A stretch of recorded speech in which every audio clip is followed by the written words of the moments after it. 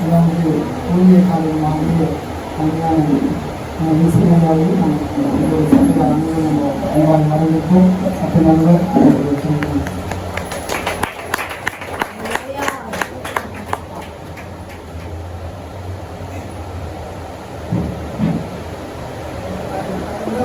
நான் அறிமுகப்படுத்துகிறேன். ஐயா அவர்கள் கேரளா மாநிலத்தில் பிறந்து வளர்ந்து படித்தவர். அவர் நல்ல கிரிக்கெட் வீரராக இருந்தார். நல்ல வாலிப வயதில். ஆனாலும் கூட தேவன் அந்த நேரத்தில் அவர் நல்ல பொசிஷனில் வரும் பொழுது ஆண்டவர் அவரை ஊழியத்திற்கென அழைத்திருந்தார்.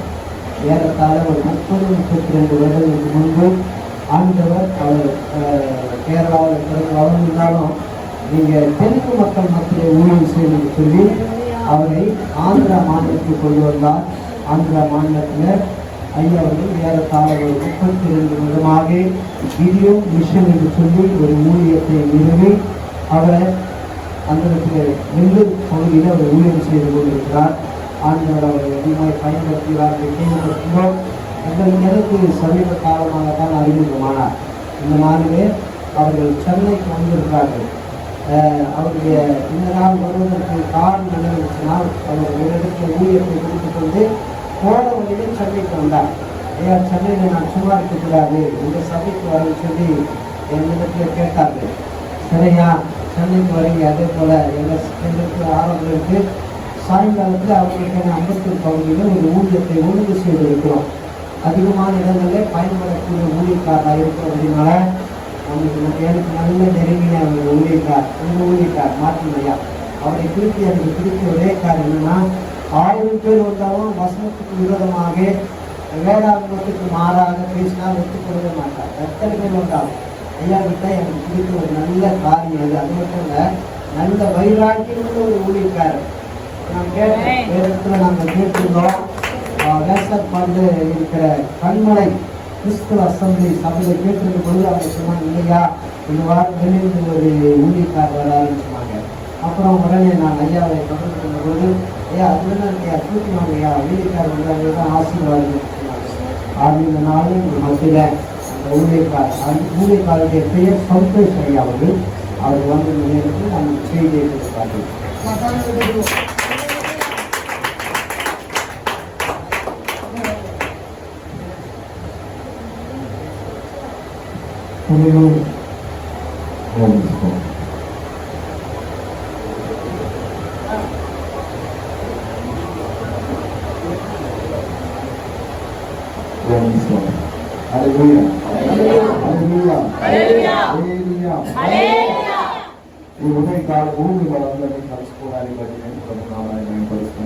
இந்த காலை நேரத்திலே உங்கள் எல்லோரையும் காண்பதில் நான் கர்த்தருக்கு மகிழ்ச்சி அடைகிறேன். చిన్న తమిళ చర్చిలో ఇలా వచ్చి వాక్యం చెప్పడం నాకు చాలా సంతోషంగా ఉంది. இது போல ஒரு தனி சபையிலே ஆண்டவரை குறித்து சொல்லும்படி நான் மிகவும் சந்தோஷப்படுகிறேன். தமிழ் చాలా అందమైన భాష. தமிழ் மொழி மிகவும் ஒரு அழகான மொழியாக இருக்கிறது. మేము మా ఇంట్లో మలయాళం మాట్లాడుతున్నాం. நாங்கள் எங்கள் வீட்டில் மலையாளம் தான் பேசுவோம். కానీ தமிழ் నాకు పెద్దగా రాదు, కానీ చెప్పేవన్నీ అర్థమవుతాయి. எனக்கு தமிழ் வார்த்தைகள் சில புரியும், ஆனால் தமிழ் பேச வராது. నేను కన్నడ చదువుతాను, మలయాళం చదువుతాను, హిందీ చదువుతాను, కానీ తమిళ్ మాత్రం చదవలేదు. எனக்கு కన్నడం, మలయాళం, హిందీ. ప్రతి ఆదివారం నేను ఇచ్చేటువంటి సందేశాలు కూడా అక్కడ లోకల్గా టెలికాస్ట్ చేస్తుంటారు. நான் வாரம் எங்கள் சபையில் கொடுக்கிற செய்திகள் எல்லாம் கூட அது டெலிகாஸ்ட் பண்ணி கொண்டிருப்பார்கள். అంతేకాకుండా శాంతి టీవీ అనేటువంటి ఛానల్లో నేను 6 సంవత్సరాలుగా ప్రతిరోజు వార్త చెప్తున్నాను. அதே போல எங்கள் பகுதியில் இருக்கிற சாந்தி டிவிங்கிற இடத்துல 6 வருஷங்களாக நான் தொடர்ந்து டெய்லி செய்திகளை கொடுத்து கொண்டு வருகிறேன்.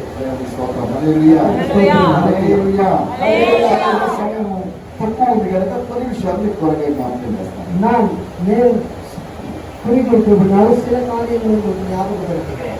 146 கீர்த்தன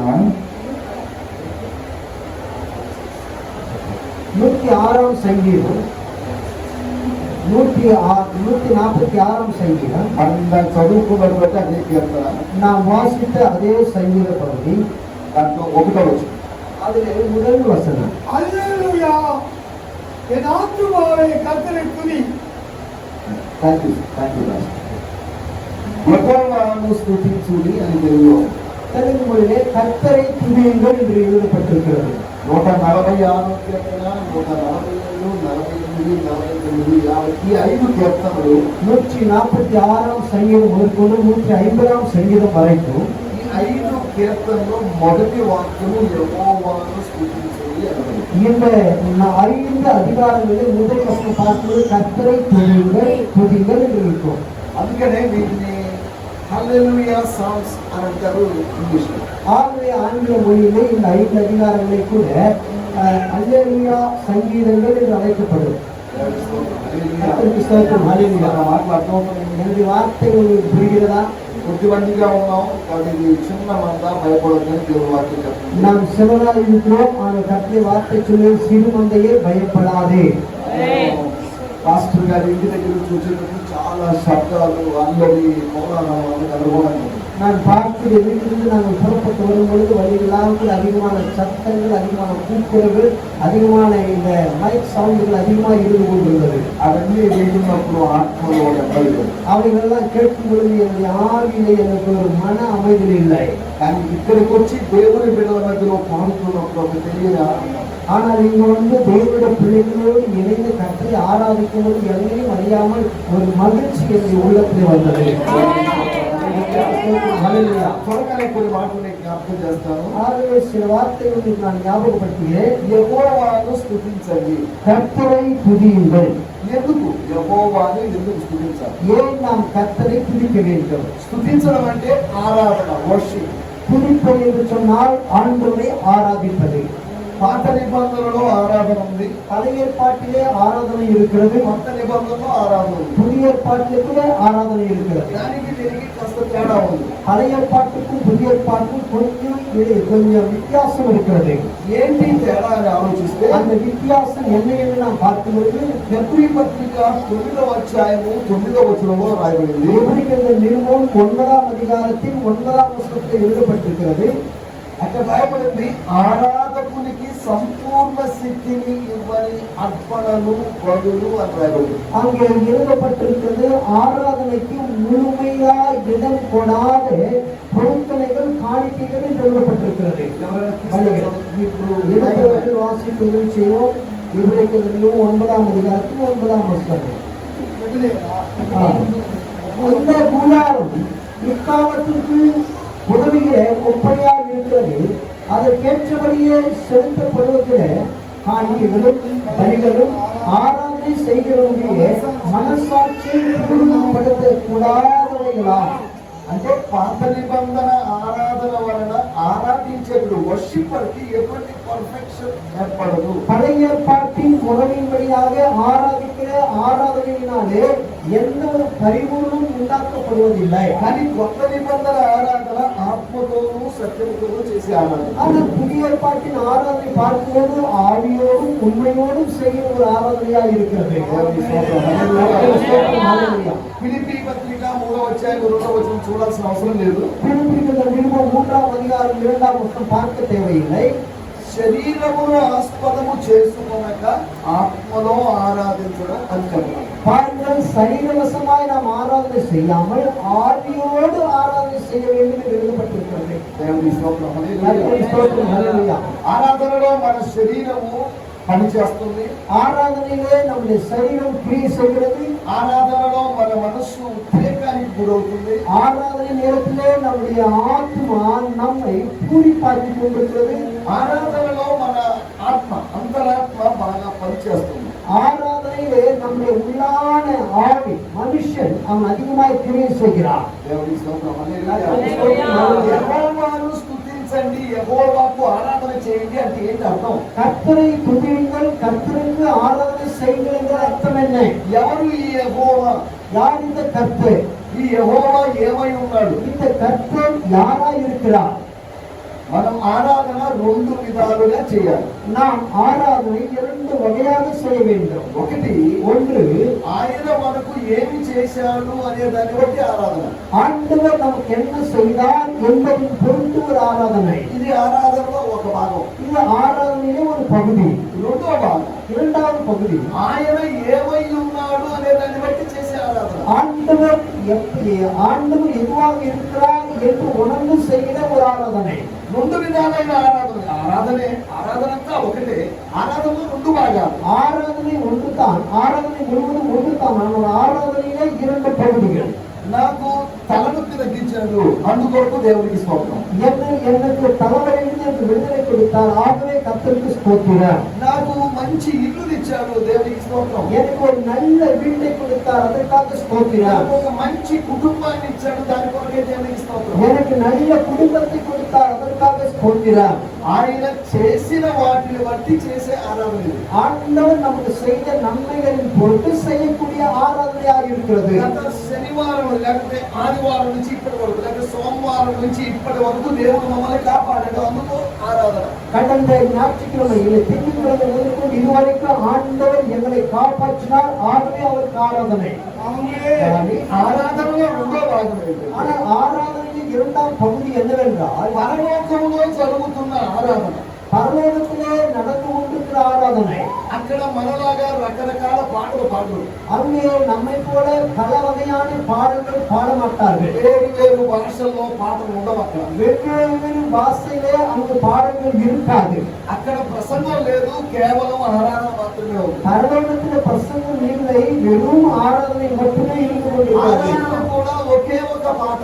அந்த ஆராதனையிலே கூட ஒரே ஒரு பாடல். ఆ ఆరాధనలో ఒకే ఒక చరణం. அந்த ஆராதனையிலே ஒரே ஒரு சரணம். ఆ ఆరాధనలో ఆ చరణంలో ఒకే ఒక పదం. அந்த சரணத்திலே கூட ஒரே ஒரு வார்த்தை, పరిశుద్ధుడు పరిశుద్ధుడు పరిశుద్ధుడు అని ఆరాధన. பரிசுத்தர் பரிசுத்தர் பரிசுத்தர் எப்படியே ஆராதனை நடந்து கொண்டிருக்கும். కొన్ని వేల లక్షల సంవత్సరాలుగా దేవదూతలు ఇదే ఆరాధన చేస్తున్నారు. பல வருஷங்களாக தேவதூதர்கள் தொடர்ந்து இதே ஆராதனை செய்து கொண்டிருக்கிறார்கள். నా తలనొప్పి తగ్గించామని దేవదూతలు చెప్పలేదు. தேவதூதர்கள் ஆண்டவரே எனக்கு தலைவலிந்து விடுதலை கொடுத்தீர் என்று தேவதூதர்கள் சொல்லவில்லை.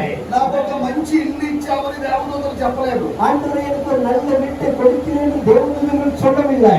దేవదూతల కొరకు దేవుడు ఏమీ చేయలేదు. தேவதூதர்களுக்காக தேவன் ஒன்றும் செய்யவில்லை. కానీ దేవదూతలు ఆరాధన చేస్తున్నారు. ஆயினும் தேவதூதர்கள் தேவனை ஆராதித்துக் கொண்டிருக்கிறார்கள். ఆరాధన చేశాడు. எதினாலே அவர்கள் ஆராதனை செய்கிறார்கள்? దేవుడు పరిశుద్ధుడు. தேவன் பரிசுத்தர்.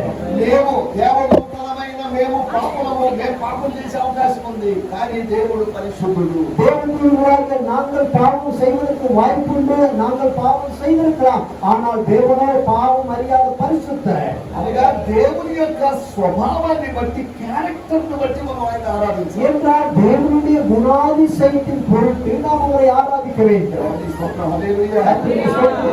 సంఘాల్లో జరిగేటువంటి ఆరాధనలంతా ఆయన ఏమి చేశాడు అనే దాన్ని బట్టి చేస్తున్నారు. இந்நாட்களில் சபையில் நடக்கிற ஆராதனைகள் எல்லாம் அவர் என்ன செய்தார் என்ற பொருட்டு ஆராதிக்கிறார்கள். కానీ మనం చేయాల్సిన ఆరాధన, ஆனால் நாம் செய்ய வேண்டிய ஆராதனை ఆయన ఏమై ఉన్నాడు అనే దాన్ని బట్టి ఆరాధించాలి. அவர் எப்படி இருக்கிறார் என்பதின் பொருட்டு நாம் ஆராதிக்க வேண்டும். పరలోకంలో మనం అందరము దేవదూతలతో కలిసి చేసే ఆరాధన అదే. நாம் எல்லோரும் பரலோகத்தில் தேவதூதர்களோடு இணைந்து செய்யக்கூடிய ஆராதனை அதுதான். ఆయన ఏమై ఉన్నాడు అని దేవదూతలను అడిగితే, அவர் யாரா இருக்கிறார் என்று தேவதூதர்களை நாம் கேட்போம் என்று சொன்னால், వాళ్ళు చెప్తున్న ఒక మాట, ఆయన పరిశుద్ధుడు. அவர்கள் சொல்லுகிற ஒரே வார்த்தை, அவர் பரிசுத்தர். ஹல்லேலூயா, ஹல்லேலூயா. ఆయన పరిశుద్ధుడు అంటున్నాము. அவர் பரிசுத்தர் என்று சொல்லுகிறோம் என்றால், ఆయన పరిశుద్ధులుగా మనల్ని తీర్చగలిగిన పరిశుద్ధుడు. அவர் நம் எல்லோரையும் பரிசுத்தர்களாக மாற்றக்கூடிய பரிசுத்தர். నేను పరిశుద్ధుడే, நான் பரிசுத்தம் உள்ளவன் தான், కానీ నేను ఎవరిని పరిశుద్ధులుగా చేయలేదు. ஆனால் நானோ யாரையும் கூட பரிசுத்தம் உள்ளவர்களாக மாற்ற இயலாது. కానీ ఆయన పరిశుద్ధుడు, ஆனால் அவர் பரிசுத்தம் ఆయన உள்ளவர். అందరినీ పరిశుద్ధులుగా మార్చగలరు. அவர் எல்லோரையும் பரிசுத்தராக மாற்ற முடியும். దాని కొరకే పరలోకంలో ఆరాధన జరుగుతూ ఉంది. அதற்காக தான் பரலோகத்தில் இடைவிடாமல் ஆராதனை நடந்து கொண்டே இருக்கிறது. கர்த்தருக்கு ஸ்தோத்திரம். నాలుగు విషయాలు త్వరగా మీకు జ్ఞాపకం చేస్తాను. 4 காரியங்களை சீக்கிரமாக உங்களுக்கு நான் ఈ ஞாபகப்படுத்துகிறேன். యెహోవా இந்த கர்த்தர் ఎవరు? யார்? యెహోవా అనేటువంటి మాట கர்த்தர் என்கிற வார்த்தை మీ తమిళ భాషలో ఉన్నట్టుగా లార్డ్ కర్తర్ అనేది కరెక్ట్. உங்கள் தமிழ் மொழி வேதாந்தத்திலே கர்த்தர் என்கிற வார்த்தை சரிதான். తెలుగులో యెహోవా యెహోవా అన్నారు కానీ యెహోవా అన్న చోట ఇంగ్లీష్ లో లార్డ్ అని అన్నారు. பாருங்கள், தெலுங்கு மொழியில கூட யெகோவா யெகோவா என்று சொன்னார்கள் ஒழிய அந்த யெகோவா என்கிற வார்த்தைக்கு ஆங்கிலத்தில் லார்ட் என்று பெயர் கொடுத்தார்கள். దేవునికి రకరకాల పేర్లు ఉన్నాయి. நம்முடைய தேவனுக்கு பல வகையான நாமங்கள் பெயர்கள் உண்டு. అలాగని దేవునికి ఎవరు పేరు పెట్టలేదు. ఎవరు వాళ్ళ తల్లిదండ్రులు లేదా ఎవరో ఉంటే పెట్టిన వాళ్ళ పేరు కాదు. பாருங்கள், தேவனுக்கு யாரோ இல்லை அவர் பெற்றோர்கள் இருக்கும்போது வைத்த பெயர்கள் இவைகள் அல்ல. నాకు నా తల్లిదండ్రులు పేరు పెట్టారు. எனக்கு என்னுடைய பெற்றோர்கள் பெயர் ఆ வைத்தார்கள். తల్లిదండ్రులకి వాళ్ళ తల్లిదండ్రులు పేరు పెట్టారు. அந்த பெற்றோர்களுக்கு அவருடைய பெற்றோர்கள் பெயர் வைத்தார்கள். నాకు నేనే పేరు పెట్టుకోను. எனக்கு நானாகவே பெயர் வைத்துக் கொள்ள மாட்டேன். కారణం ఏంటంటే காரணம் என்னவென்று నాకు சொன்னால், తల్లిదండ్రులు ఉన్నారు. எனக்கு பெற்றோர்கள் இருக்கிறார்கள். దేవునికి పేరు లేదు. தேவனுக்கு பெயர் இல்லை. దేవునికి పేరు లేదు అంటే ఆశ్చర్యం మనకు. தேவனுக்கு பெயர் இல்லை என்று சொன்னால் அது நமக்கு ஒரு ஆச்சரியம். దేవునికి పేరుందా? தேவனுக்கு பெயர் இருக்கிறதா? ఒక సందర్భంలో ఆదికాండము 32వ అధ్యాయంలో ஒரு நேரத்திலே ஆதியாகமம் 32ஆம் அதிகாரத்தில் దేవుడు యాకోబుని అడిగాడు, నీ పేరేంటి అని. தேவன் யாக்கோபை பார்த்து கேட்டார், உன் பெயர் என்ன? దేవునికి తెలియదా యాకోబు పేరేంటో? தேவனுக்கு தெரியாதா யாக்கோபுடைய பெயர் என்ன என்பது? ఎందుకు అడిగాడు? ஏன் கேட்டார்? అడగడానికి కారణం ఏంటి? கேட்பதற்கு காரணம் என்ன? ఒకరోజు ஒரு நாளிலே వాళ్ళ నాన్నగారు పేరు అడిగితే யாக்கோபுடைய தகப்பன் யாக்கோபுடைய பெயர் கேட்டால், అప్పుడు యాకోబు యాకోబు అని చెప్పలేదు, ఏశావు అని చెప్పాడు. அப்புறம் யாக்கோபு என் பெயர் யாக்கோபு என்று சொல்லாமல் என் பெயர் ஏசா என்று சொன்னார். అంటే ఆయన పేరేంటి? என்றால் அவருடைய பெயர் என்ன? పేరు యాకోబే. பெயர் யாக்கோபு தான். తండ్రి అడిగినప్పుడు ఏశావు అన్నాడు. தகப்பன் கேட்ட பொழுது ஏசா என்று சொன்னார். అంటే ఈ రెండు పేర్లు కాకుండా దేవుడు చెప్పాడు, నీ పేరు ఇక మీద ఏశావు కాదు, యాకోబు కాదు, నీ పేరు ఇశ్రాయేలే అన్నాడు. ஆனால் தேவன் யாக்கோபை பார்த்து 32ஆம் அதிகாரத்தில் உன் பெயர் யாக்கோபும் அல்ல ஏசாவும் அல்ல, உன் பெயர் இனி இஸ்ரவேல் எனப்படும். న్యాయాధిపతుల గ్రంథము 13వ అధ్యాయంలో நியாயாதிபதிகளின் புத்தகம் 13ஆம் அதிகாரத்தில் అక్కడ మనం గమనించినట్లయితే அங்கு நாம் பார்க்கும் பொழுது సంసోను తల్లి గారు சிம்சோன் தாய் వారిని దేవదూతలతో అడుగుతున్నట్టు మాట.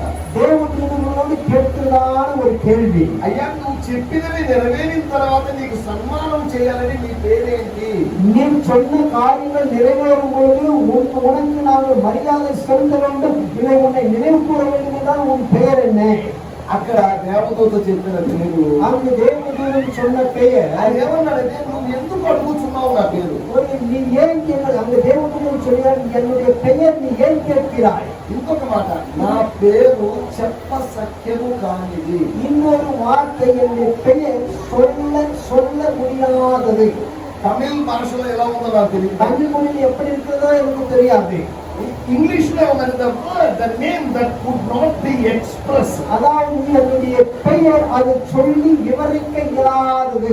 సంతోష్ అనే పేరుకి మనకి అర్థం ఉంది. சந்தோஷ் என்கிற பெயருக்கு ஒரு அர்த்தம் இருக்கிறது. ఎందుకు పెట్టారంటే సంతోషంగా ఉండాలనే ఉద్దేశంతో పెట్టారు. ஏன் அந்த பெயர் வைத்தார் என்று சொன்னால், இந்த மகன் எப்பொழுதும் சந்தோஷமா இருக்க வேண்டும் என்ற நோக்கத்தோடு அந்த பெயரை வைத்தார். ఒకవేళ సంతోష్ అనే పేరు పెట్టుకొని ఏడుస్తూ కూర్చుంటే ఏమంటారు? ஒருவேளை சந்தோஷ் என்ற பெயர் வைத்துக் கொண்டு சந்தோஷ் எப்பொழுது அழுது கொண்டே உட்கார்ந்தால் என்ன சொல்வார்கள்? దేవుడు చెప్పినటువంటి విషయం ఏంటంటే, தேவன் சொன்ன காரியம் என்னவென்று నా சொன்னால், పేరు చెప్ప సత్యము కానిది. என்னுடைய பெயர் அதை சொல்லி விவரிக்க இயலாதது.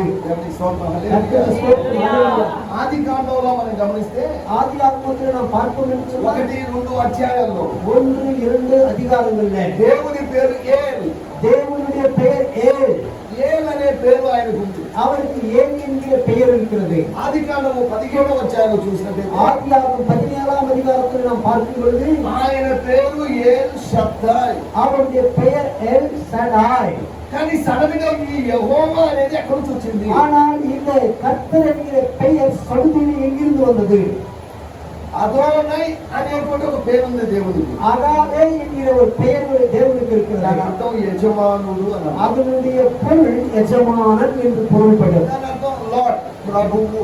அதனுடைய அர்த்தம் ஆண்டவர். కానీ యెహోవా అనే పేరు ఎక్కడి నుంచి వచ్చింది? ஆனால் கர்த்தர் என்கிற பெயர் எங்கிருந்து வந்தது? మీకు ఒక చిన్న విషయాన్ని చెప్తాను. உங்களுக்கு ஒரு சிறிய காரியத்தை நான் நினைவூட்டுகிறேன். దేవుడు మోషేకు ప్రత్యక్షమైనప్పుడు தேவன் மோசேக்கு வெளிப்பட்ட பொழுது ఇలా చెప్పాడు. இப்படி சொன்னார். ఏమన్నాడంటే, என்ன சொன்னார் என்றால், నేను నీ పితరులైన అబ్రహాము, ఇస్సాకు, యాకోబు దేవుడిని. நான் உங்கள் பிதாக்களாகிய ஆபிரகாம், இஸ்சாக்கு, யாக்கோபுடைய தேவன். కానీ ஆயினும் యెహోవా అనే పేరుతో నేను వారికి తెలియబడలేదు. நான் கர்த்தர் என்கிற நாமத்தினாலே அவர்களுக்கு வெளிப்படவில்லை. నిర్గమకాండము 6వ అధ్యాయము 3వ వచనంలో ఈ మాట ఉంది. யாத்திராகமம் 6ஆம் அதிகாரம் 3ஆம் வசனத்திலே இந்த வார்த்தை இருக்கு. నేను వారికి ప్రత్యక్షమయ్యాను, நான் அவர்களுக்கு வெளிப்பட்டேன். కానీ ஆயினும் యెహోవా అనే పేరు వాళ్ళకి తెలియదు. என்னுடைய நாமம் கர்த்தர் என்பது அவர்களுக்கு தெரியாது. అబ్రహాముకు యెహోవా అంటే తెలియదు. ஆபிரகாமுக்கு கர்த்தர் என்றால் தெரியாது. ఇస్సాకు, యాకోబులకు యెహోవా అనే పేరు తెలియదు. ஈசாக்கு, யாக்கோபுக்களுக்கு கூட கர்த்தர் என்கிற நாமம் அவருக்கு தெரியாது. యెహోవా అనే పేరు మొట్టమొదటిసారి ఎదిగింది మోషే గారే. கர்த்தர் என்கிற பெயர் அறிந்தது முதலாவதாக மோசே மாத்திரமே. అనగా ఆది కాండము కాదు, నిర్గమకాండము 6వ అధ్యాయం నుంచి యెహోవా.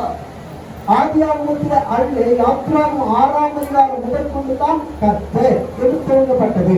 యెహోవా అంటే கர்த்தர் என்றால் ఉన్నవాడు అనర్థం. இருக்கிறவர் என்று பொருள்படும். ఇంతకు ముందు ఉన్నవాడు అని కాదు. இதற்கு முன்பு இருந்தவர் என்று பொருள் அல்ல. రాబోయే దినాల్లో ఉండేవాడు అని కాదు. வருகிற நாட்களில் இருக்கக்கூடியவர் என்றும் அல்ல. యెహోవా అంటే ఉంటూ ఉన్నవాడు. கர்த்தர் என்று சொன்னால் இருந்து கொண்டே இருக்கிறவன். అంటే గతకాలము దేవుడు కాదు ఆయన. என்றால் கடந்த நாட்களிலோ தேவனாக, భవిష్యత్ కాలం దేవుడు కాదు. பாருங்கள், வருங்காலத்துக்குரிய தேவன் அல்ல. ఆయన వర్తమాన కాలపు దేవుడు. அவர் முன்பு நம் இருக்கிற காலத்திற்கு உரியவராக இருக்கிறார். అబ్రహాము ఉన్నాడు, చచ్చిపోయాడు 175 years. பாருங்க, ஆபிரகாம் பிறந்தார், வாழ்ந்தார், మరిத்தார் 175 వయதிலே. ఇస్సాకు, యాకోబు వాళ్ళందరూ ఉన్నారు, పోయారు. இசாக்கு, யாக்கோபு இவர் கூட வாழ்ந்தார்கள், மரித்து போய்விட்டார்கள். కానీ వీళ్ళంతమంది పోయినప్పటికీ కూడా యెహోవా దేవుడు ఉన్నవాడు. இவர்கள் எல்லோரும் கூட காலம் கடந்து போனாலும் கூட கர்த்தரோ என்றென்றும் இருக்கக்கூடியவர். దేవుని స్తోత్రం, హల్లెలూయా. దేవుడు ఉన్నవాడు. தேவன் இருக்கிறவராகவே இருக்கிறார். నిన్న ఉన్నవాడు, నేడు ఉన్నవాడు, రేపు ఉండేవాడు. அவர் நேற்றும் என்றும் என்றென்றும் இருக்கக்கூடியவராய் இருக்கிறார். మనం నిన్న ఉన్నాం, நாம் நேற்று இருந்தோம், ఈ రోజు ఉన్నాం, நாம் இன்று இருக்கிறோம், రేపు ఉంటామని గ్యారెంటీ లేదు. நாளைக்கு இருப்போம் என்று உத்தரவாதம் கிடையாது. உத்தரவாதம் இருக்கிறதா? ఈ రాత్రి పడుకొని నిద్రపోతాం, இந்த நாள் இரவு படுத்து உறங்குவோம், ఉదయం లేవలేవు. காலையிலே நம்மால் எந்திரிக்க முடியாது. భార్యో లేదా భర్త వచ్చి లేమా లేమా అంటారు. கணவனோ மனைவியோ வந்து நம்மை தட்டி எழு எழு என்று சொல்வார்கள். మళ్ళీ ఒకసారి తాకినప్పుడు ఈ బాడీ చల్లగా అనిపించింది. மற்றொரு முறை அவர் நம்மை தொட்ட பொழுது நம்முடைய சரீரம் முழுவதும் குளிர்ச்சியா இருக்கிறது. ఏమైంది? என்னங்க என்னானது? నిన్న ఉన్నవాడు, நேற்று இருந்தவர், ఈ రోజు ఉన్నవాడు, இந்த நாளிலே இருந்தவர், ఇక తర్వాత భవిష్యత్తులో లేడు. இனி வருங்காலத்திலே அவர் இல்லை. దేవుని స్తోత్రం, கர்த்தருக்கு ஸ்தோத்திரம். ஹalleluya. యెహోవా అనేటువంటి పేరుల గురించి నేను కొన్ని విషయాలు మీకు జ్ఞాపకం చేయాలని ఆశిస్తున్నాను. యెహోవా ఎవరు? கர்த்தர் என்கிற நாமத்தை குறித்து சில வார்த்தைகளுக்கு ஞாபகப்படுத்த விரும்புகிறேன். கர்த்தர் என்றால் யார்? ఆయన్ని ఎందుకు స్తుతించాలి? அவர் ஏன் நாம் ஆராதிக்க வேண்டும்? 4 విషయాలు మీకు త్వరగా జ్ఞాపకం 4 చేస్తాను. காரியங்கள் சீக்கிரத்துக்கு நான் நினைவு கூறுகிறேன். మనము సేవించేవాడిని మనం ఎరిగి ఉండాలి. நாம் ஆராதிக்கிற தெய்வம் எப்பேற்பட்டவர் என்பதை நாம் அறிந்திருக்க வேண்டும். మనము నేను నమ్మిన వారిని నేను ఎరుగుదును అని పౌలు అన్నాడు. அப்போஸ்தலனாகிய பவுல் சொல்வார், நாம் விசுவாசிக்கிறவர் என்னார் என்பதை நான் அறிந்திருக்கிறேன் என்று சொல்லுவார். మనం ఆరాధన చేసేవాడిని, మనం నమ్మిన వాడిని మనం ఎరిగి ఉండాలి. நாம் ஆராதிக்கிற தேவனையும் நாம் விசுவாசிக்கிற தேவனையும் எப்பேற்பட்டவர் என்பதை நாம் அறிந்திருக்க வேண்டும். మనం ఈ రాష్ట్రంలో ఉన్న ఈ రాష్ట్ర ముఖ్యమంత్రి ఎవరో మనకు తెలుసు. நாம் இந்த மாநிலத்தில் இருக்கிறோம், இந்த மாநிலத்துடைய முதல்வர் யார் என்பதை நாம் அறிந்திருக்கிறோம். మనం ఈ దేశంలో ఉన్న మనకి ఈ దేశము ప్రధానమంత్రి ఎవరో తెలుసు. நாம் இந்த தேசத்தில் இருக்கிறோம், இந்த தேசத்துடைய பிரதம மந்திரி யார் என்பதை நாம் அறிந்திருக்கிறோம். ఈ దేశంలో ఉన్నాం కాబట్టి ఈ దేశపు విషయాలు మనం తెలుస్తున్నాం. நாம் இந்த தேசத்தில் இருக்கிறதுனால இந்த தேசத்துக்குரிய காரியங்கள் நாம் அறிந்திருக்கிறோம். ఈ యెహోవా ఎవరో ఎవరో అని తెలుసుకుంటే యెహోవాను సరిగా ఆరాధించగలము. இந்த கர்த்தர் யார் என்பதை நாம் சரியாய் அறிந்து கொண்டால் அந்த கர்த்தரை நாம் சரியாய் ஆராதனை செய்ய ఒక முடியும். చిన్న మాట మీకు జ్ఞాపకం ஒரு చేస్తాను. சிறிய வசனத்தை உங்களுக்கு நான் நினைவு கூறுகிறேன். 119వ కీర్తన 119ஆம் சங்கீதம் 7వ వచనం. 7ஆம் வசனம். 119ஆம் சங்கீதத்தின் 7ஆம் வசனம். எடுத்தவரை வாசித்து உம்முடைய நீதி நியாயங்களையும் உம்முடைய நீதி நியாயங்களை நான் கற்றுக்கொள்ளும் போது செம்மையான இருதயத்தால் உம்மை துதிப்பேன். నేను యథార్థ హృదయంతో కృతజ్ఞతాస్తుతులు చెల్లించాలి అంటే நாம் செம்மையான இருதயத்தோடு கர்த்தரை துதிக்க வேண்டும் என்றால் ఏం చేయాలి? நாம் என்ன செய்ய வேண்டும்? నీతి గల నీ న్యాయ విధులు నేర్చుకోవాలి. உங்களுடைய நீதி நியமங்களை நாம் கற்றுக்கொள்ள வேண்டும். నేర్చుకుంటే ఆరాధన చేయగలం. உங்களுடைய நீதி நியமங்களை கற்றுக்கொண்டால் அவரை ஆராதனை செய்ய முடியும். సత్యాన్ని ఎరిగి ఉంటే మనం సాగిల పడగలము. உண்மையை அறிந்திருந்தால் நாம் சாஷ்டாங்கமாய் ஆண்டுக்கு முன்பாக விழ முடியும். సత్యము ఎరగకపోతే ఆరాధించే అవకాశం లేదు. உண்மை நாம் அறிந்து கொள்ளாமல் இருப்போம் என்று சொன்னால் நம்மால் ஆராதனை செய்ய இயலாது. ఆయన ఆరాధించేవారు ఆత్మతోనూ సత్యముతో. அவரை ஆராதிக்கிறவர்கள் ஆவியோடும் உண்மையோடும் ஆராதிக்க வேண்டும். కేవలం ఆత్మతో కాదు, సత్యముతో ఆరాధించాలి. வெறும் ஆவியோடு மட்டுமல்ல, உண்மையோடும் ஆவியோடும் ஆராதிக்க வேண்டும். ఆయన ఎవరో ఎరిగి ఉన్నట్లయితే మనం ఆయన ఆరాధించగలము. அவர் யார் என்பதை நாம் அறிந்திருந்தால் அவரை சரியாய் நாம் ஆராதனை செய்ய முடியும். చిన్న ఉదాహరణ చెప్తారు. ஒரு சிறிய ஊமையை நான் சொல்கிறேன். యోహాను సువార్త 9వ అధ్యాయంలో யோவான் சுவிசேஷம் 1ஆம் அதிகாரத்தில் మీరు ఇంటికి వెళ్ళి చదవండి. நீங்கள் வீட்டிற்குள் வாசித்துக் கொள்ளுங்கள். ఒక వ్యక్తిని సమాజ మందిరములో నుంచి వెలివేశాడు. ஒரு మనుషుని సమూహ కూడத்திலிருந்து கூட సముదాయத்திற்கு வெளியே தள்ளினார்கள். యేసు ప్రభు ఆ వ్యక్తి దగ్గరికి వెళ్ళి, இயேசு அந்த நபரிடத்துல போய், నీవు దేవుని కుమారుని యందు విశ్వాసం ఉంచుతున్నావా? நீ தேவனுடைய குமாரனுக்குள் விசுவாசமாய் இருக்கிறாயா? అప్పుడు అతను అడిగిన ప్రశ్న, அப்பொழுது அவர் கேட்ட கேள்வி, దేవుని కుమారుని యందు విశ్వాసం ఉంచుట ఎవరు? தேவனுடைய குமாரனை விசுவாசிப்பதற்கு அவர் யார்? అలా చెప్పినప్పుడు அப்படி கேட்டபொழுது వెంటనే యేసు ప్రభు అన్నాడు, உடனே ஆண்டவராகிய இயேசு சொன்னார், నీతో మాట్లాడుతుంది ఆయనే. உன்னோடு பேசுகிறார் அவரே. అప్పుడు జరిగిన ఏం జరిగినప్పుడు அப்படி என்ன நடந்தது? నువ్వు విశ్వసించుచున్నావా అని అడిగాడు. நீ விசுவாசிக்கிறாயா என்று கேட்டார். అవును, విశ్వసించడానికి ఆయన ఎవరండి? ஆம், அவரை நான் விசுவாசிப்பதற்கு அவர் யார்? నేనే బాబు అని చెప్పాడు యేసు ప్రభు. நான் தான் அவர் என்று ஆண்டவராகிய இயேசு சொன்னார். అప్పుడు ఏం జరిగిందో తెలుసా? அப்ப என்ன நடந்தது தெரியுமா? వాడు విశ్వసించుచున్నాను అని చెప్పి ఆయనకు మొక్కేను.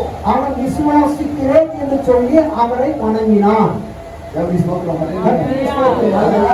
యేసును కూర్చున్నటువంటి విజ్ఞానం, యేసు ఎవరో తెలిసినప్పుడు యేసును ఆరాధన చేయగలం. அப்ப பாருங்கள், ஆண்டவர் யார், கர்த்தர் யார் என்பதை நாம் அறிந்து கொள்ளும் பொழுது அவரை நாம் ஆராதனை செய்ய முடியும். ఒకవేళ స్టాలిన్ గారు మన ముఖ్యమంత్రి ఇక్కడికి వచ్చారనుకుంది, ஒருவேளை நம்ம முதல்வர் ஸ்டாலின் அவர்கள் வந்தாலும் நினைத்துக் ఆయన கொள்ளுங்கள், మారు వేషంలో వచ్చారు. அவர் மாட்டு வேஷத்துல வந்தார், மாறு வேஷத்துல வந்தார். వచ్చి పాస్టర్ గారిని మిమ్మల్ని ప్రశ్న అడుగుతున్నారు. வந்து பாஸ்டர் அவர்களையும் உங்களையும் கேள்வி கேட்கிறார். ఆయన ప్రశ్న అడిగితే మీకు కోపం వచ్చేసింది. அவர் கேள்வி கேட்கும்போது உங்களுக்கு கோபம் வந்தது. ఏంటి అవసరం, ఎవరు నువ్వు? நீ யார் இப்படிப்பட்ட கேள்விகளை கேட்கிறாயே అని అప్పుడు ఆయన అన్నాడు, என்று அப்பொழுது அவர் கேட்டார். నేను ఎవరో తెలుసా? நான் யார் தெரியுமா? ఈ రాష్ట్ర ముఖ్యమంత్రి స్టాలిన్. நான் தான் இந்த மாநிலத்தின் முதல்வர் ஸ்டாலின் அவர்கள். అప్పుడు మీరు ఏం చేస్తారు? அப்படி நீங்க என்ன சொல்லுங்க? సారీ సార్, నమస్కారం సార్ అలాగా.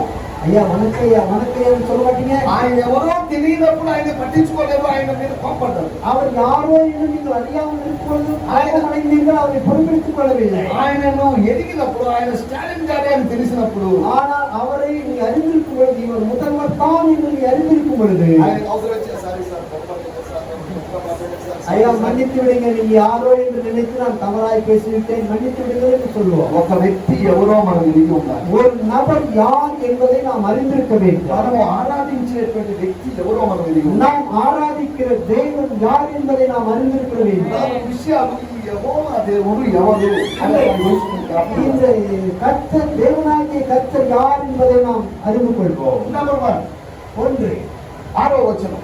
6ஆம் வசனம். அதே 146ஆம் சங்கீதம் 6ஆம் வசனம். வானத்தையும் பூமியையும் సముద్రத்தையும் அதில் உள்ள யாவையும் உண்டாக்கினவர். దేవునికి స్తోత్రం. హల్లెలూయా. హల్లెలూయా. ఒకటి ఆయన సృష్టికర్త. அவர் சிருஷ்டிப்பின் தேவன். ఆయన సృష్టికర్త కనుక ఆయన ఆరాధనకు యోగ్యుడు. அவர் சிருஷ்டிப்பின் தேவனாக இருக்கிறபடினாலே அவர் ஆராதனைக்குரியவராக இருக்கிறார். లోకంలో చాలా మంది దేవుళ్ళు అనబడిన వాళ్ళు ఉన్నారు. இந்த உலகத்திலே தேவர்கள் என்று சொல்லக்கூடியவர்கள் அநேகர் இருக்கிறார்கள். వీళ్ళను మనుషులు సృష్టించుకున్నారు. இவர்கள் மனிதர்களாகவே இவரை தெரிந்து கொண்டார்கள். యెహోవా దేవుణ్ణి ఎవరు సృష్టించలేదు. தேவனாகிய கர்த்தரை யாரும் உண்டாக்கவில்லை. మాస్టర్ను సృష్టించిన వాడు కాదు యెహోవా దేవుడు. பாருங்கள், அவரை மனிதனால் உண்டாக்கப்பட்டவரல்ல தேவனாகிய கர்த்தர். బిషప్ సో లేక రెవరెండ్ సో సృష్టించిన వాడు కాదు యెహోవా దేవుడు. பாருங்கள், பிஷப்புகளோ ரெவரண்டுகளோ இணைந்து உருவாக்கப்பட்டவர் அல்ல தேவனாகிய கர்த்தர். 90వ కీర్తనలో రాయబడిన మాట, 90ஆம் சங்கீதத்தில் எழுதப்பட்டதான வார்த்தை, తరము నుండి నువ్వు మాకు దేవుడు. கர்த்தாவே, தலைமுறை தலைமுறைதோறும் நீங்கள் எங்கள் தேவனாய் இருக்கிறீர். నువ్వు మాకు నిన్న మొన్న దేవుడు అయినది కాదు. நீயும் நேற்றும் இன்றும் எனக்கு தேவனானவர் அல்ல. పర్వతములు పుట్టక ముందే నువ్వు మాకు దేవుడు. பர்வதங்கள் உருவாக்கப்படுவதற்கு முன்னதாகவே நீர் எங்களுக்கு தேவனாய் இருக்கிறீர். ఇప్పుడు ఎక్కడున్నాడు? அப்ப அந்த தேவன் இப்ப எங்கிருக்கிறார்? సృష్టి తయారు కావడానికి ముందే సృష్టికర్త ఉన్నాడు. பாருங்கள், இந்த சிருஷ்டிப்பு உண்டாக்கப்படுவதற்கு முன்னதாகவே சிருஷ்டிப்பின் தேவன் இருக்கிறார். ఆయన భూమి ఆకాశములను కలుగజేసెను. அவர் வானத்தையும் பூமியையும் உண்டாக்கினார். కలుగును గనక అని సమస్తమును కలుగజేశాడు. உண்டாவதாக என்ற ஒரே வார்த்தையினாலே எல்லாவற்றையும் உண்டாக்கினார். నీ జీవితంలో సమస్తమును కలుగజేస్తాడు ఆయన. உன்னுடைய வாழ்க்கையிலே அவர் சகலத்தையும் உண்டாக்குவார். ఆయనకు శూన్యము చూస్తే ఆయనకి ఇష్టం ఉండదు, నచ్చదు. ஆண்டவர் வெறுமையை கண்டால் அது அவருக்கு பிடிக்காது. శూన్యాన్ని చూసినప్పుడు సృష్టిని కలుగజేశాడు. வெறுமையை கண்டபொழுது சிருஷ்டிப்பை உண்டாக்கினார். సారా ఒడి ఖాళీగా ఉంది. சாராயுடைய மடி வெறுமையாக இருக்கிறது. వచ్చే సంవత్సరానికి మేము వచ్చేసరికి మీ ఒడి ఖాళీగా ఉండదు, నింపబడుతుంది. இதே உட்புற காலத்திலே நாங்கள் மீண்டும் வருவோம். அப்பொழுது உங்களுடைய மடி வெறுமையாக இருக்காது, வெறுமையாக இருக்காது. గలిలయలోని కానా అనేటువంటి ఊర్లో கலிலேயா என்னப்பட்டதான கானான் ஊரிலே ఆ 6 రాజభవనాలు ఖాళీగా ఉన్నాయి. அந்த 6 கற்சாலைகள் கூட காலியாக இருந்தது. దేవుడు చెప్పాడు వాటిని నింపండి అని చెప్పాడు. ஆண்டவர் சொன்னார், அவைகளை நிரப்புங்கள் என்று சொன்னார். ఆయన నింపినప్పుడు అవి ద్రాక్షారసమైనవి. அவைகள் நிரப்பின் போது அவைகள் திராட்சரசமாக மாற்றப்பட்டது. ఖాళీగా ఎంటీనెస్ ఏమాత్రం ఇష్టపడే దేవుడు కాదు మన దేవుడు. ஆண்டவர் எப்பொழுது கூட வெறுமையா வீணா இருக்கிறது விரும்புகிற தேவன் அல்ல. నీ జీవితంలో ఒకవేళ బ్యాంక్ బ్యాలెన్స్ లేకపోవచ్చు. உன்னுடைய வாழ்க்கையிலே ஒருவேளை வங்கி இருப்பு இல்லாமல் போகலாம். నీ ఇంట్లో నీకు అవసరమైన వస్తువులు లేకపోవచ్చు. உன்னுடைய வீட்டிலே நீ விரும்புகிற நீ ஆசைப்பட்ட பொருட்கள் இல்லாமல் போகலாம். నీ జీవితపు శూన్య పరిస్థితుల్లో ఆయన కలుగును గాక అని చెప్పగలదు. உன்னுடைய வெறுமையான வாழ்க்கையிலே உண்டாக்கப்படுவதாக நம்மால் சொல்ல முடியும். రోమా పత్రిక 4వ అధ్యాయంలో ఒక మాట రాయబడింది. ரோமர் நிறுவனம் 4ஆம் அதிகாரத்தில் ஒரு வசனம் ఆయన எழுதப்பட்டுள்ளது. లేని వాటిని ఉన్నట్టుగా పిలిచేవాడు. அவர் இல்லாதவைகளை இருக்கிறது போல அழைக்கிற தேவன். ఉన్న వాటిని ఉన్నట్టుగా పిలవడం సులభం. இருக்கிறவைகளை இருக்கிறது போல அழைக்கிறது மிக லகுவான காரியம். శామ్యూయల్ గారు ఉన్నారు కాబట్టి శామ్యూయల్ గారు అని పిలుస్తాను. சாமுவேல் பதவிக்குள்ள சாமுவேல் என்று அவரை கூப்பிடுவோம். శామ్యూయల్ గారు అనారోగ్యంతో వాళ్ళ ఇంట్లో ఉన్నారు. சாமுவேல் அவர்கள் உடல்நலம் சரியில்லாமல் வீட்டிலே இருக்கிறார். కానీ నేను నెక్స్ట్ టైం వచ్చాను శామ్యూయల్ గారు అంటున్నాను. நான் அடுத்த முறை வரும்பொழுது சாமுவேல் என்று நான் சொல்கிறேன். వాళ్ళు అన్నారు లేదండి ఈ రోజు రాలేదు, ఆయన బాగాలేదు అన్నారు. பிறர் சொன்னார்கள், இல்லைங்க அவர் இன்னைக்கு வரல, அவருக்கு உடல்நலம் சரியில்லைன்னு சொல்லிவிட்டார்கள். ఆయన లేడు కనుక నేను ఉన్నట్టుగా కావలేను. அவர் இல்லை, ஆகவே அவர் இருக்கிறது போல என்னால் அழைக்க முடியவில்லை. దేవుడు అలా కాదు, లేని వాటిని ఉన్నట్టుగా పిలిచేవాడు. ஆனால் தேவன் அப்படி அல்ல, இல்லாதவைகளை இருக்கிறது போல அழைக்கிற தேவன். నీ జీవితంలో లేని ఆశీర్వాదములు పలికే దేవుడు. உன்னுடைய வாழ்க்கையில் இல்லாத ஆசீர்வாதங்களை இருக்கிறது போல அழைக்கிற தேவன். చంద్రుడు లేవు, నక్షత్రాలు లేవు, ఇవేమీ లేవు. దేవుడు లేని వాటిని పిలిచాడు. சூரியன், சந்திரன், நட்சத்திரங்கள் ஒன்றும் இல்லை, இல்லாதவைகளை தேவன் இருக்கிறது போல அழைத்தார், உண்டாக்கினார். మొట్టమొదటి విషయం ఆయన సృష్టికర్త, యెహోవా సృష్టికర్త కనుక ఆయన మనం ఆరాధించాలి. முதலாவதாக தேவனாகிய கர்த்தர் சிருஷ்டிப்பின் அதிபதியாக இருக்கிறதுனால் அவரை நாம் ஆராதிக்க வேண்டும். రెండో విషయం, యెహోవా దేవుడు ఎవరు, ఈ ప్రభువు ఎవరు? இரண்டாவது, இந்த தேவனாகிய கர்த்தர் யார்? 7, 8 వచనాల్లో 7, 8 వచనங்களிலே అక్కడ రాయబడింది. அங்கே எழுதப்பட்டிருக்கிறது. 8వ వచనం, 8 వచనం. యెహోవా గుడ్డివారి కన్నులు తెరవజేయువాడు, కుంగిన వారిని లేవనెత్తువాడు. 7వ వచనం చివరి భాగం, బంధించబడిన వారిని విడుదల చేయును. 7ஆம் வசனத்தின் கடைசி பகுதி, கட்டுண்டவர்களை கர்த்தர் விடுதலையாக்குகிறார். ஸ்தோத்திரம், ஹல்லேலூயா. యెహోవా సృష్టికర్త అయినాడు కనుక ఆరాధించాలి. கர்த்தர் அவர் சிருஷ்டிப்பின் அதிபதியாக இருக்கிறதுனால அவரை நாம் ஆராதிக்க வேண்டும். రెండోది, ఆయన అద్భుతములు చేయగలిగిన వాడు కనుక మనం ఆయన ఆరాధించాలి. இரண்டாவது, அவர் அற்புதங்களை செய்யக்கூடியவராக இருக்கிறபடினாலே அவரை நாம் ஆராதிக்க He is a வேண்டும். miracle worker. அவர் அற்புதங்களின் தேவன். నీ ప్రార్థనలు విని అద్భుతం చేస్తాడు. உன்னுடைய ஜெபங்களை கேட்டு அற்புதங்களை செய்வார். నీ ప్రార్థన ఫలితంగా లేని వాటిని ఉన్నట్టుగా చేస్తాడు. உன்னுடைய ஜெபத்தின் பலனாக இல்லாதவைகளை இருக்கிறது போல செய்வார். బంధించబడిన వారిని విడిపిస్తాడు. கட்டுண்டவர்களை விடுதலையாக்குவார். బంధింపబడిన వారిని విడిపించడానికి బెయిల్ కావాలి. கட்டுண்டப்பட்டவர்களை விடுதலையாக்க அவருக்கு பெயில் வேண்டும். బంధించబడిన వారిని విడుదల కలిగించడానికి ఎమ్మెల్యే రికమెండేషన్ కావాలి. கட்டுண்டப்பட்டவர்களை விடுதலையாக்க வேண்டும் என்றால் எம்எல்ஏவுடைய பரிந்துரை வேண்டும். ఇక్కడ రాయబడిన మాట బంధించబడిన వారిని విడిపిస్తాడు. இங்கு எழுதப்பட்ட வார்த்தை கட்டுண்டவர்களை அவர் விடுதலையாக்குவார். వారి కన్నులు తెరవజేస్తాడు. உங்களுடைய கண்களை அவர் திறப்பார். వారిని లేవనెత్తుతాడు. மடைமடிக்கப்பட்டவர்களை அவர் எழுப்புவார். మన దేవుడు అద్భుతకరుడు. நம்முடைய தேவன் அற்புதங்களை செய்யக்கூடியவர். అందుకొరకే ఆయన ఆరాధనకు యోగ్యుడు. ஆகவேதான் அவர் ஆராதனைக்குரியவராக இருக்கிறார். స్తోత్రం. மூன்றாவது మూడో విషయం నేను మీకు జ్ఞాపకం చేస్తాను. காரியத்தை உங்களுக்கு நான் நினைவு ఇదే கூறுகிறேன். వచనంలో 8వ వచనంలో 9వ వచనంలో రాయబడింది. 9 వచనంలో எழுதப்பட்டிருக்கிறது. 8వ వచనం చివరి భాగం, యెహోవా నీతిమంతులను ప్రేమించువాడు. 8ஆம் வசனத்தின் கடைசி பகுதி, நீதிமான்களை கர்த்தர் சிநேகிக்கிறார். అది స్తోత్రం. హల్లెలూయా. మూడోది, ఆయన ప్రేమించేవాడు. மூன்றாவது, தேவனாகிய கர்த்தர் அன்பு கூறுகிறவர். ఆయనలో పగ లేదు, ప్రతీకారం లేదు. அவரிலே பகை இல்லை, பழிவாங்குதலும் இல்லை. ఆయనలో ప్రేమ ఉంది. அவரிலே அன்பு இருக்கிறது. 1 యోహాను పత్రిక 4వ అధ్యాయంలో దేవుడు ప్రేమ స్వరూపి. 1 யோவான் 4ஆம் அதிகாரம் 8ஆம் வசனத்தில் வாசிக்கிறோம், தேவன் அன்பாகவே இருக்கிறார். ఆయన మనల్ని ద్వేషించే అవకాశం அவர் లేదు. நம்மை வெறுக்கிற சூழ்நிலை அவரிடத்தில் கிடையாது. ఒకవేళ మనం తప్పు చేసి పొరపాటులు చేసినా ஒருவேளை நாம் தவறுகள் இன்னும் பொல்லாத பாவங்கள் செய்தாலும் మన మీద జాలి పడతాడు. நம்மேல் அவர் இறக்கப்படுவார். 103వ కీర్తనలో రాయబడింది, 103ஆம் சங்கீதத்தில் எழுதப்பட்டிருக்கிறது, మనము మట్టివారమని ఆయన జ్ఞాపకము చేసుకొనుచున్నాడు. நாம் மண்ணுக்குரியவர்கள் என்று அவர் நினைத்திருக்கிறார். ఆ వీళ్ళు బంగారంతో చేయబడిన వాళ్ళు కాదు. இவர்கள் பொன்னினாலே செய்யப்பட்டவர்கள் அல்ல. నా కుమారుడు శామ్యూయల్ని వెండితో చేయలేదు నేను. என்னுடைய மகனாகிய சாமுவேலை வெள்ளினாலே நான் அவரை செய்யவில்லை. నా కుమారుడు శామ్యూయల్ని బంగారంతో చేయలేదు. என்னுடைய மகன் சாமுவேலை நான் பொன்னினாலே செய்யவில்லை. అతన్ని మట్టితో చేశాను. அவரை நான் மண்ணினாலே செய்தேன் అని మన మీద జాలి పడుతున్నాడు. என்று நம்மேல் அவர் இறக்கப்படுகிறார். ఒక తండ్రిలాగా తల్లిలాగా ప్రేమిస్తున్నాడు. ஒரு தகப்பனை போல தாயை போல நம்மை அன்பு கூறுகிறார். ఆయన నీతిమంతులను ప్రేమిస్తున్నాడు. அவர் நீதிமான்களை சிநேகிக்கிறார். నీతిమంతుడు ఒక్కడు కూడా లేడు. நீதிமான் ஒருவனும் இல்லை, நீதி ஒருவனும் இல்லை. అటువంటి నీతిమంతులను ప్రేమిస్తున్నాడు. ఎవరిని ప్రేమిస్తున్నాడు? ஆனால் நீதிமான்களை சிநேகிக்கிறார் என்று சொன்னார். யாரை சிநேகிக்கிறார்? పాపులను నీతిమంతులుగా తీర్చి వారిని ప్రేమిస్తున్నాడు. பாவிகளாக இருந்த நம்மை நீதிமான்களாக மாற்றி நம்மை நேசிக்கிறார். ఒక చిన్న బిడ్డ ஒரு சிறிய பிள்ளையாண்டான். టాయిలెట్ కూర్చుంది. அவன் மலம் போய் விட்டான். ఆ టాయిలెట్ పాస్ పోసింది. அவன் ஒரு சிறுநீர் கழித்து விட்டான். దాంట్లో ఆడుకుంది. அதிலேயே அவன் விளையாடி கொண்டிருக்கிறான். ఆ టాయిలెట్ అంతా ముఖానికి ఒంటికి அந்த పూసేస్తుంది. மலமெல்லாம் சரீரத்தில் அங்கு பூசிக்கொண்டான். తల్లి చూసింది. தாய் பார்த்தான். కోపం వచ్చేసింది. கோபம் வந்து விட்டது. ఆ కోపంలో బిడ్డ కొట్టింది. அந்த கோபத்தில் அந்த சிறு பிள்ளையை அடித்து விட்டான். దాన్ని తీసుకొని బాత్రూమ్ కి తీసుకొని వాష్రూమ్ కి శుభ్రం చేసింది. அந்த குழந்தையை மறைவிடத்துக்கு கொண்டு போய் சரீரம் முழுவதும் சுத்தப்படுத்தினான். దాన్ని బాగా తుడిచి పౌడర్ వేసేసి ఆ బిడ్డని దెబ్బలు కొట్టినప్పుడు ఏడ్చి ఏడ్చి ఆ బిడ్డ నిద్రపోయింది.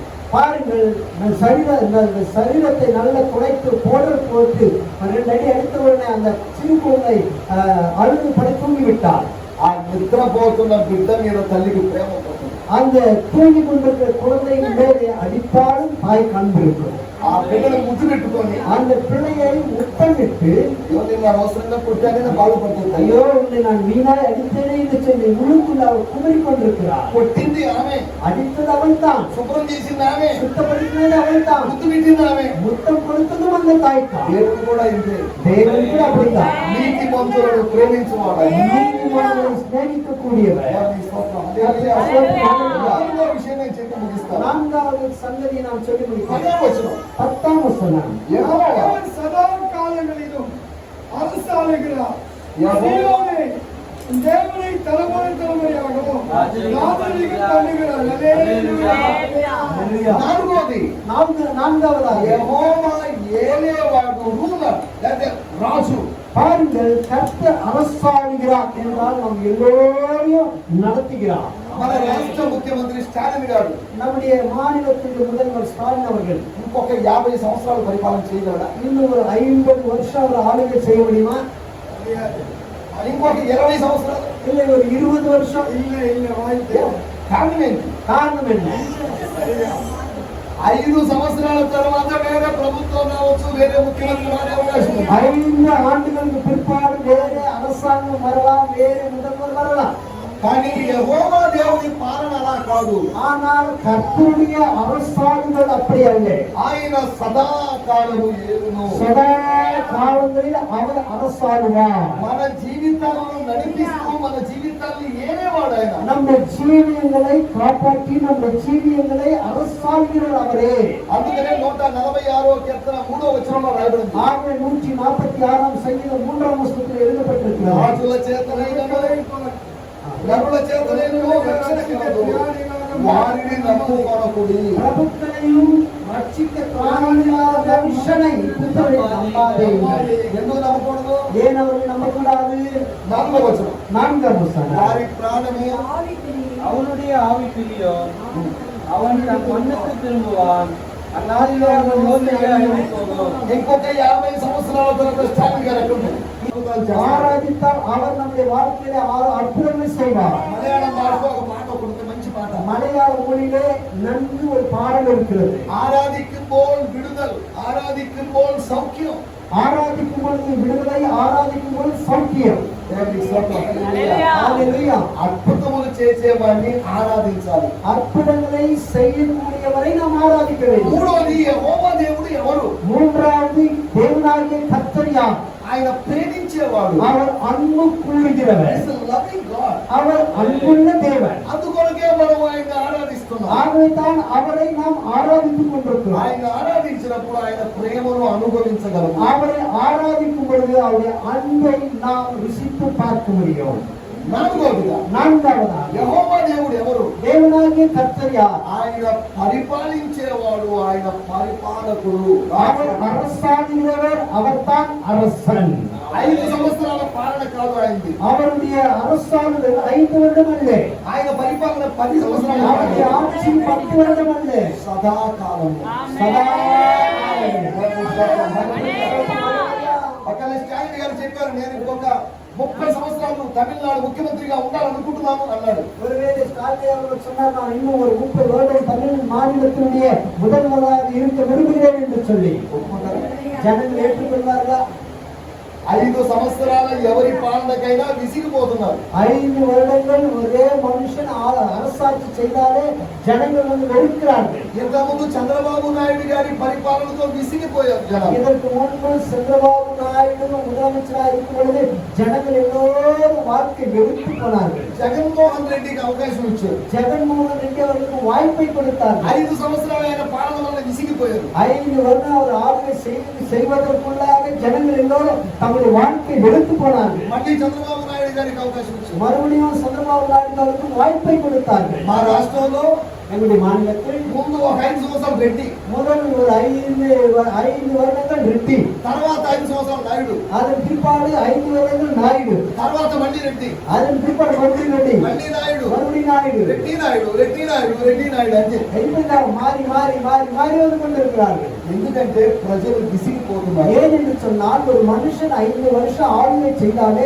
ஜனங்கள் வெறுத்து போகிறார்கள். కానీ దేవుని పరిపాలన సదాకాలం ఉంటుంది. ఆయన పరిపాలనలో ఎవరు విసిగిపోరు. ஆனால் தேவனுடைய அரசாட்சி, தேவனுடைய ஆளுகை சதா அதிகாரங்கள் இருக்கும். அவருடைய ஆளுமையிலே அரசாட்சியிலே யாரும் கூட வாழ்க்கையிலே அவர்கள் நொந்து போக மாட்டார்கள். నా మాటలు నేను ఇక్కడ ముగించేస్తున్నాను. என்ற வார்த்தை இவ்வளவு நான் முடிக்கிறேன். మొదటి మాట మనం చదువుకుంది ఏంటి? முதல் வார்த்தை நாம் வாசித்தது என்ன? యెహోవాను స్తుతించుడి. கர்த்தரை துதியுங்கள். ఎవరు ఈ ప్రభు? யார் இந்த ஆண்டவர்? ఇంకొక మాట కూడా చెప్పి ముగించాను. இந்த வார்த்தை சொல்லி நான் முடிக்கிறேன். నిర్గమకాండము 5వ అధ్యాయంలో யாத்திராகமம் 5ஆம் அதிகாரத்தில் ఫరో అన్నాడు, பார்வோன் சொன்னான், యెహోవా ఎవరు? கர்த்தர் யார்? కానీ 9వ అధ్యాయానికి వచ్చేసరికి ஆனால் யாத்திராகமம் 9ஆம் அதிகாரத்துக்கு வரும் பொழுது, అయ్యా మా దేశములో సమస్యలు తొలగిపోయినట్టు యెహోవాను వేడుకొనుడి అన్నాడు. பார்வோன் சொல்லுகிறான், மோசே என்னுடைய தேசத்திலே பாடுகள், பிரச்சனைகள், கஷ்டங்கள் தீர்ந்து போகும்படியாக நீங்கள் எங்களுக்காக கர்த்தருக்கு வேண்டிக் கொள்ளுங்கள். ఇంతకుముందు అడిగాడు యెహోవా ఎవరు అని. இதற்கு முன்பு இதே பார்வோன் கேட்டால் அந்த கர்த்தர் யார்? యెహోవా ఎవరు అనేది ఫరోకి ఎలా తెలిసిందంటే అద్భుతముల ద్వారా యెహోవా ఎవరో తెలిసింది. ஆனால் கர்த்தர் யார் என்று கேட்ட ஒரு மனுஷன் அந்த கர்த்தருக்கு வேண்டிக் கொள்ளுங்கள் சொல்வதற்கு காரணம் என்னவென்று சொன்னார், அந்த கர்த்தர் செய்த அற்புதங்களினால அவன் அப்படி சொன்னான். ఐగుప్తు దేశం మీద రప్పించిన 10 తెగుళ్లను బట్టి యెహోవా ఎవరో తెలిసింది. எகிப்து தேசத்தின் மேலே வரவழைத்த 10 வாதைகளை கொண்டு பார்வோன் கர்த்தர் யார் என்பதை அறிந்து கொண்டார். దేవుడు చేసే కార్యాలను బట్టి దేవుడు ఎవరో తెలుసుకుంటాడు. தேவன் செய்கிற காரியங்களின் பொருட்டு தேவனாகிய கர்த்தர் யார் என்பதை நம்மால் புரிந்து கொள்ள முடியும். మన దేవుడు బొమ్మ కాదు. நம்ம தேவன் ஒரு விக்கிரகம் அல்ல. మన దేవుడు మనుషుల చేత చేయబడిన బొమ్మ కాదు. நம்முடைய தேவன் மனிதனுடைய கையினால் செய்யப்பட்ட ஒரு பொம்மை அல்ல. ఆయన మాట్లాడే దేవుడు, அவர் பேசுகிற தேவன், ఆయన కార్యములు చేసే அவர் దేవుడు. కార్యங்களை நடப்பிக்கிற தேவன். కాబట్టి ఆయన్ని స్తుతిస్తూ ఉన్నాం, அவரை துதித்துக் கொண்டே ఆయన இருக்கிறோம், ఆరాధన చేస్తూ ఉన్నాం. அவரை ஆராதனை செய்து கொண்டே ఇది இருக்கிறோம். కేవలం ఆదివారం ఒక్కరోజు 4 పాటల తర్వాత నిలబడి చేసే కార్యక్రమమేనా? பாருங்கள், ஆராதனை என்பது ஞாயிற்றுக்கிழமை வந்து 4 பாடல் பாடி ஆராதனை செய்து மறுபடியும் அடுத்த வாரத்துக்கு பார்த்துக்கிற ஆராதனையா?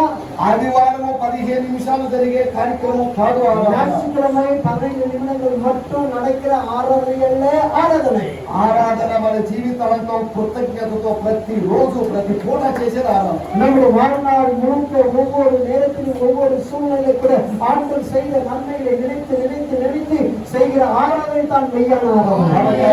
యెహోవా దేవుణ్ణి, ஆகவே அப்பேற்பட்ட தேவனாகிய సృష్టికర్త అయిన దేవుణ్ణి, சிருஷ்டிப்பின் தேவனாகிய கர்த்தரை, ప్రేమించే దేవుణ్ణి, அன்பு கூறுகிற தேவனை, అద్భుతములు చేసే దేవుణ్ణి, அற்புதங்கள் செய்கிற தேவனை, సదాకాలము పరిపాలించే దేవుణ్ణి சதா காலங்களும் அவசாரிக்கிற தேவனை స్తుతిస్తూ துதித்து సాగిలపడుతూ ముందుకు సాగడానికి ప్రభు సహాయం அவரை చేయాలి. வணங்கி நாம் நம்மை கடன்கள் போகும்படியாக தேவன் உதவி செய்வாராக. எல்லா கரங்களை தட்டி நன்றி சொல்லுவோம். வார்த்தையை நம்ம மத்தியில வெளிப்படுத்தியிருக்கிறார். அந்த ஊழியர்களுக்காகவும் உங்களுக்கு 2 ஊழியர்களாக நாம் ஜெபம் பண்ணுவோம். கர்த்தர் நல்லவர். கொஞ்சம் சோதனம் பண்ணுவோம்.